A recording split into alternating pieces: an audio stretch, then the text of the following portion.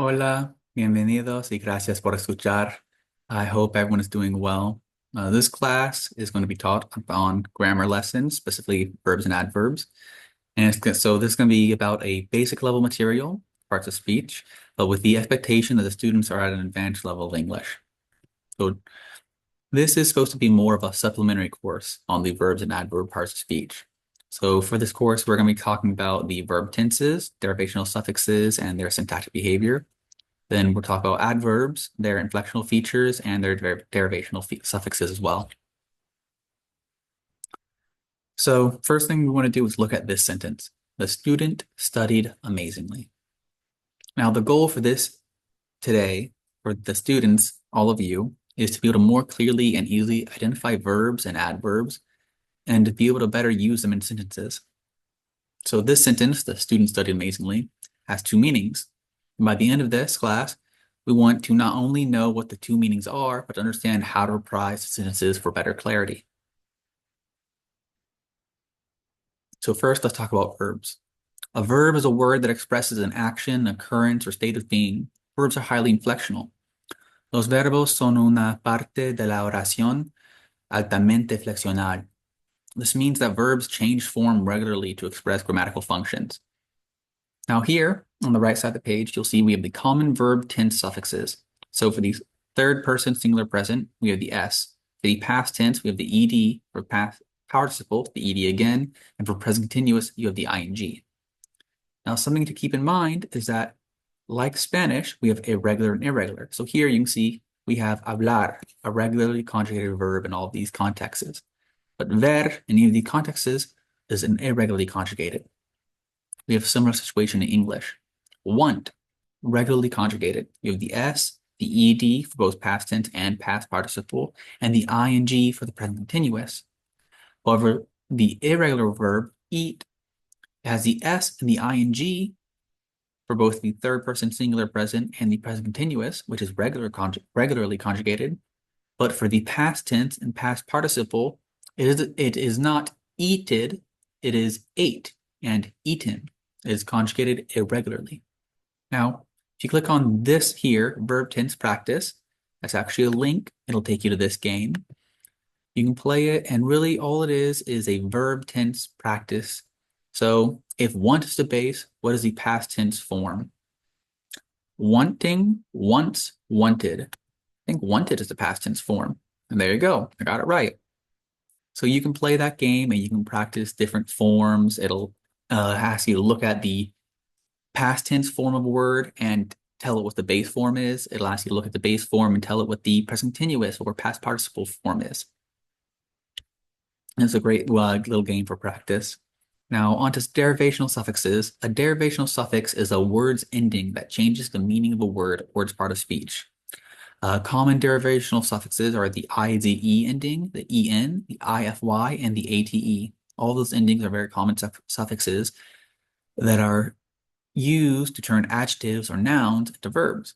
So final becomes finalized, wide becomes widened, simple, simplify, active, activate. All of those are taken from their original part of speech to become verbs. Now, verbs have specific syntactic behavior. Verbs have to agree with the noun. You can't say he swims, you have to say he swims. The S is necessary because it has to agree with the third person, he. Now, verbs are commonly follow this model, ASBO, after subject before object. So he drank water. He's the subject, water is the object, and drink is sandwiched in between them, the verb. He drank water. Subject, verb, object. And the last bit of syntactic behavior we want to talk about is how verbs behave with auxiliary verbs. Now, first, just to review, an auxiliary verb is an auxiliary verb. They form different tenses, moods, voices, or aspects in a sentence. So, and verbs follow after auxiliary verbs. So we talked about he drank water earlier. He will drink water. Will is the auxiliary verb because it puts the sentence into the future tense as something he will do in the future. He will drink water. And drink is the verb here because it follows the auxiliary verb. It's after it. So now we've covered the verb tense, the syntactic behavior, and the derivational suffixes. You can click on these links here as well, and they'll be at the end of the slide, at the end of the class slideshow as well. Now for adverbs, adverbs are a particularly difficult part of speech to find, as they do so much. Adverbs can modify verbs, other adverbs, adjectives, or entire sentences. And they can express time, manner, place, frequency. For frequency, you can use often, rarely. You can also express attitudes, cause, intensity. Intensity, you can use very, or extremely. And they can express more things as well. Now, the first morphological feature of adverbs we want to talk about is the inflectional feature.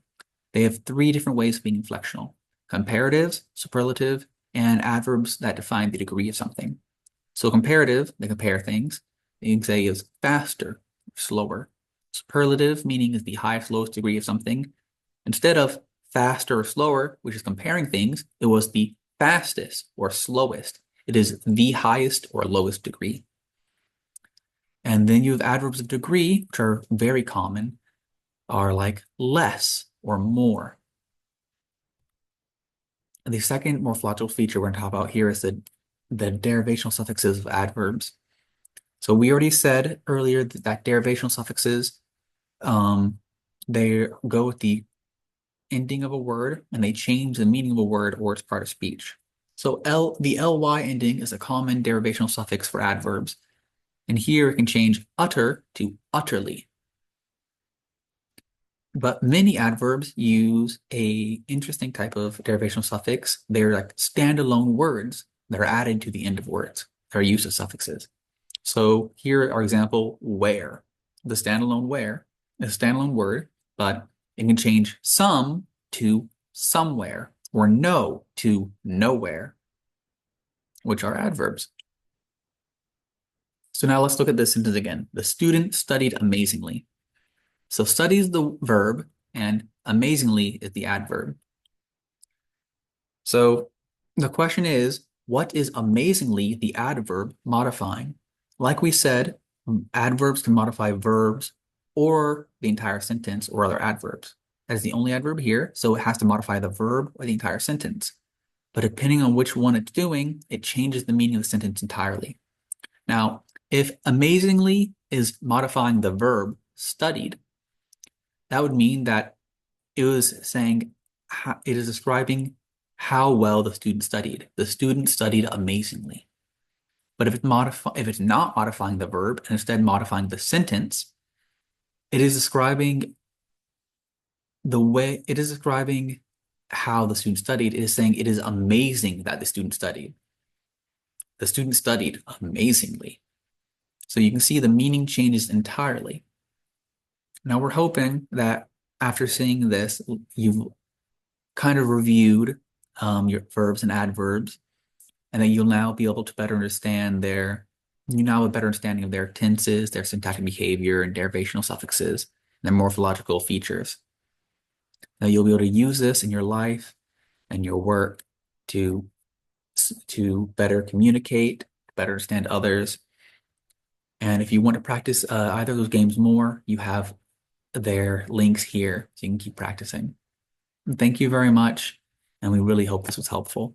Have a great day.